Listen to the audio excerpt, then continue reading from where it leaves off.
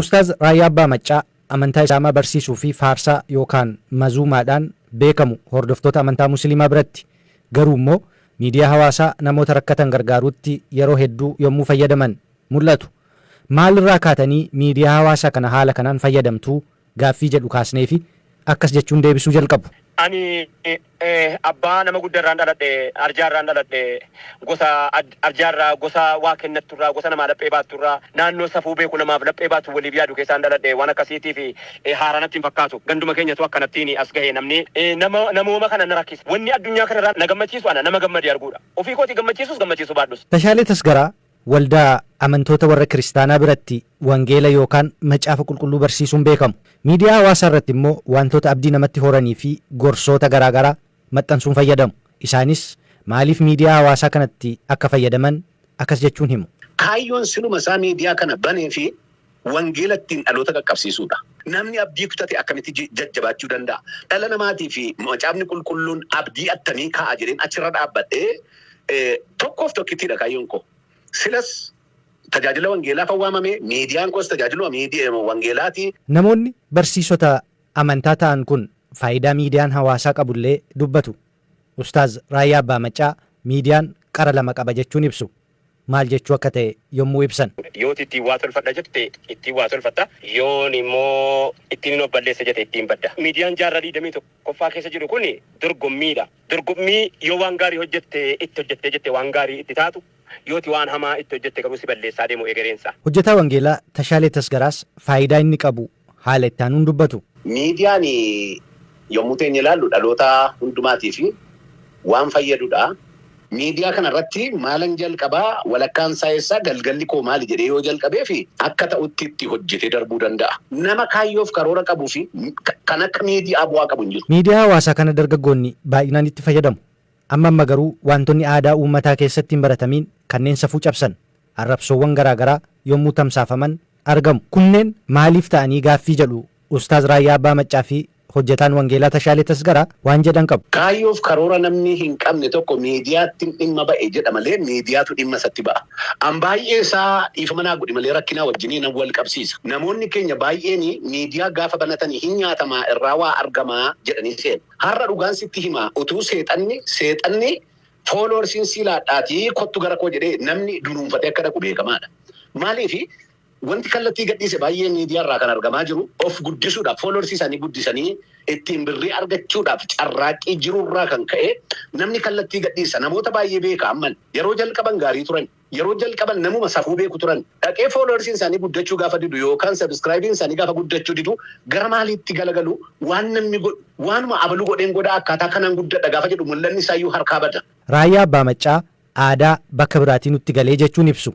Miidiyaadha yeroo jennu kana yeroo hunda jiraataadha sagaleen kun boruu ilmaan kan koo gaafa kaatena arguu teessisiin dubartii taate ni dhiire ta'e. Maal naan jedhu laataa namni jedhu har'uma of eeggataa deema. Isa safuu Oromoo keessa hin jirretu kara biraarraa adnutti qilleensa'e. Aadaa Oromoo keessatti namni dubbii akkanaa dubbatu adaba qaba ilmi kan gosaati. Aadaa Oromoo keessatti illee yoollee amantiin hafee jedhe. Miidiyaa hawaasaa kanarratti amma immoo wanti mul'achaa dhufe namoonni fuula miidiyaa hawaasaa kana fayyadamuun of ajjeesuuf deemaan jira. Nagaatti jedhanii dhaammachuun maaliif kan baratamaa dhufee egereen isaa hoo kan jedhuuf namoonni barumsa amantaa barsiisuun beekaman lamaan kun wal duraa duubaan yommuu deebisan akkas jedhu. Miidiyaa kanarratti isatti jette garasiyyuu argaa jirra. Namni kallattii adda addaatiin nana hariyoo fan ajjeesaa jedha. Namootni akkaataa kanaan dhuguma of ajjeesumaaf ka'anii namoonni bira ga'anii oolchan jiru. Baay'een immoo kan of galaafatan jiru. Miidiyaan garuu kaayyoon ni uumameef akka namni ittiin of ajjeesu, akka namni ittiin hammeenya hojjetu, akka namni ittiin kallattii gadhiisu utuu hin ta'in gara qaroominaatti, gara beekumsaatti, karaa waan fooyya'aa tokkotti akka namni guddatuufidha miidiyaan kan ba'e. Amma garuu namoonni baay'een haalli isaan akeekkatanii ka'an akka isaan yaadan ta'uu gaafa didu namoonni du'a filatu. Namni kaayyoo qabu miidiyaatti ba'ee of hin ajjeesu. Namni kaayyoo qabu of hin ajjeesa jedhee si yaadu. Of ajjeesuun fedha waaqayyoo miti waan ta'eef waan akkas akkasii argaa jirra. Abdii kutannaa gurguddaa keessa gaafa galan akkas godhuu laata jedhee yaada. Tokkoffaa namni of ajjeesu himuun isaa silaa of ajjeesuudhaan barbaanne jechuudha namichi. Otoo of ajjeesuu barbaade dura bu'eetu du'aadha namichi bara. Otoo of ajjeesuu baate iyyuu namichi sun hin jiru bara. Namni gariin jiraatee duniyaarra deema. Namni gariin immoo du'aa isaatu duniyaarra deema. Lubbuu qabaachuun mallattoo du'uu dhabuu miti. Deemaa jiraachuun mallattoo du'uu dhabuu miti. Fakkeenyaaf namni gariin immoo waa gaarii hojjetee addunyaa kanarraa galee du'aan isaa yaadatama. Gariin immoo fayyaan isaa duniyaarra deemaa dagatama. Kana jechuun nama biyyaaf jiraatu. Dooktar Dirribaa Waaqjiraa ogeessa xiinsammuuti. Dargaggoonni miidiyaa hawaasaa irratti of balleessaan jira jedhanii maxxansuun booda of ajjeesuun gama ogummaa xiinsammuun akkamiin ilaalama gaaffii jedhuuf yommuu deebisan namoota qofummaan itti dhagahamutu waan akkasii raawwataa jechuun ibsuun eegalu. Dhibee sammuu wajjiniin kan inni wal qabatu rakkoo fayyaa sammuu yeroo jennu immoo baay'ee bal'aadha. Bilchina yaadaa wajjiniin wal qabata yeroo baay'ee dafanii abdii kutuu dargaggeessi egaa ho'aadha waan ta'eef dafee abdii kutaa waan barbaadu sana dafee argachuu barbaada waan ta'eef dafee abdii kutaa kana keessatti akkasumallee hojii dhabdummaan yeroo ammaa jiru kunillee qaala'iinsi jireenyi amma jiru kuni even akkaataamti fayyadamti sooshaal miidiyaa amma jiru aadaan karaa garaagaraa argamu kuni waan akkasii kanaaf isaan kakaasaa jechuudha. Namni tokko of ajjeesaan deemaan jira jedhee maxxansee gaafa of ajjeesu xiinsammuu dargaggoota warra kaanii irratti yookaan immoo nama ilaaluu irratti dhiibbaa akkamiitti fida? Karaa lama ilaaluu dandeenya. Of ajjeesaan jira ani deemee of ajjeesuufan deema yeroo jedhu fakkeenyaaf inni tokko miira qofummaa warra isaanitti dhaga'amu. Ani nama na gargaaru hin qabu, ani nama na deeggaru hin qabu. Ergaa jedhu of keessaa qaba jechuudha. Maaliifi kanaafan of ajjeesuufan deemaa jira yeroo jedhu qofaa koon jira rakkadheera rakkoo kana namatti himachuu hin danda'u akka jechuuti miirri sun. Inni biraan immoo namoota warra ilaalaniif immoo yookiin immoo namichumti of ajjeesaan jira jedhu kuni namoota warra kaaniif ergaa maalii dabarsaa? Ana du'aa miti namoonni kan biraa akka rakkoo kana keessa jiranii isaanillee ufaa ajjeesanii yookaan immoo boqodhaa of ajjeesaatii akka jechuu qabaa jechuudha. Kuni akka hin taanee fi dargaggeessaa fi xiinsammuutiin qopheessuun yookaan immoo warri rakkoo akkasii keessa jiranii gama ogummaa xiinsammuutiin wanti gorfamu maaliin?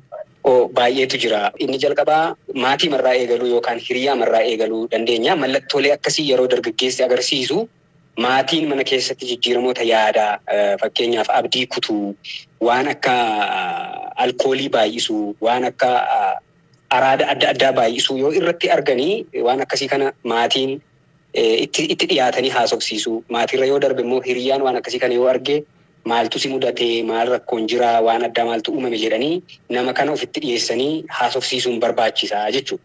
Yoo kan sanarra darbu ta'e immoo gara yaala sammuu fayyaatti geessuun yookaan saayikooteraappii jenna nuti afaan keenyaanii gara sanaatti gara wal'aansa ogeessaa akka namoonni sun argatan gochuun barbaachisaa.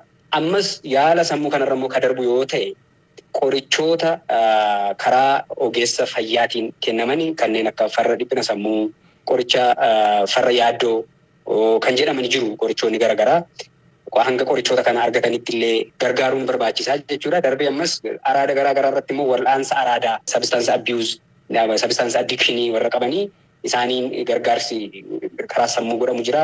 Warra akkasii immoo achitti geessuu deeggarsa barnootaallee maatiifiin gochuun barbaachisaa jechuudha. Inni biraan wanti ani kaasuu barbaade dargaggeessa biratti amma bal'inaan kan inni mul'atu itti fayyadama miidiyaa hawaasaa kana waliin wal qabate arrabsoowwani nama arrabsuu wal arrabsuu bakkoota tokko tokkotti immoo wantoonni safuu hawaasaa keessaa bahani wantoota akka walquunnamtii saalaaf kakaasani kanneen afaan ingiliffaan poornoogiraaf jennu faatti garasitti gara kan geessuu malan sooshaal miidiyaa kanarra bal'inaan mul'atu. Warri akkas godhani warri safuu keessaa bahani rakkoo xiinsammuuti qabu moo maaliif kuni ta'e? Baay'ee gaarii dhugaadha. Kuni rakkoo sammuu cimaadhayyuu. Maaliif yoo jette yeroo baay'ee namoonni nama arrabsanii namoota yeroo baay'ee gadaantummaan itti dhaga'amu jechuudha. Mentaalii inferiority complex warra qaban jennee fudhachuu dandeenya. Xiqqoo tarbiinsaa bal'aadha garuu. Miira gadaantummaa namni yeroo baay'ee kan inni nama arrabsuutti fiigu namicha sana ani sii olii isaa gadi ta'uusaa too beeku ani sii olii akka jechuuti arrabsoon suni. Darbee immoo miidiyaa hawaasaa kanarratti bahee kan namni nama arrabsuu fi argitee miira dhokataa yookaan immoo maanni anger jenna nuti depressionii itti dhiyaatu kana dhokataa kana isa keessa jiru kana namoota baay'eetti yoo hime sii galee waan dheebuu baha jechuudha. Satisfaakshinii argata miidheera namicha kana jedheeti. By the way namoonni akkasii nama arrabsiisan kun aggressive behavior warra qabanidha. Rakkoo sammuu aggressive biheever warra qabanidha jechuudha. Hordoftoota keenya sagantaan har'aa fi dargaggoota irratti xiyyeeffannee qindeeffanne haganuma. Qophicha qopheessee kan dhiyeesse an Bilisummaa Oromoo yaadessaa kenna waaqni Oromoof kenne badhaa hidhannoo jabeeffatu hojii keessa kan jettu garaan keessoo duubjarraa qawwee keessoo fardarraa bakka laanu kaasuu